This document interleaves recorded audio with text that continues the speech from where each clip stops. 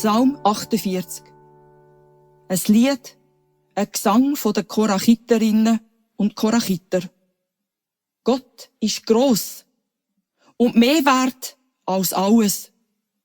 Das kann man sehen an seiner Stadt, am heiligen Berg, so hoch und schön, wo alle Welt so Freude dran hat. Der Zion ist die Burg vom grossmächtigen König.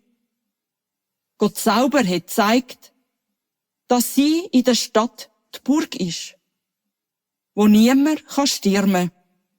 Da haben sich vor der Stadt Könige verbindet. Miteinander sind sie näher gekommen. Auf einmal haben sie gesehen und ihren Augen nicht getraut. Und dann sind sie davon vor lauter Schrecken.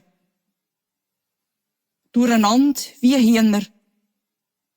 Krämpfe und Wehen haben sie bekommen. Es hat sie verhudelt, wie ein Schiff in einem Kuit.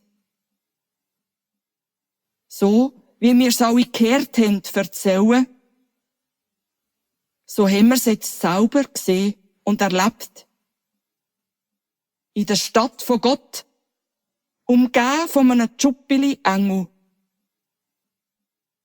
Gott macht sie Eister pelzig. Und jetzt, wenn wir uns besinnen, da, in dem Haus, wir denken an deine Liebe für uns. Den Namen kennt man am Ende der Welt. Auch dort dient sie dich riemen. Die Hand ist voller Gerechtigkeit. Darüber freut man sich auf dem Zion, in allen Städten und Dörfern im Land. Du richtest wahrhaftig und immer gerecht. Kommt, wir machen einen Umgang um die Stadt. Wir ziehen um den Zion und zählen die Türme. Achte genau auf all seine Mauern und laufe durch alle Paläste. Dann kann ich dir einisch einem Kind erzählen, ja, so ist Gott. So bleibt Gott, eister und ewig. Gott ist es, wo uns begleitet und führt, nur über den Tod raus. Ja, das ist Tatsache wahr.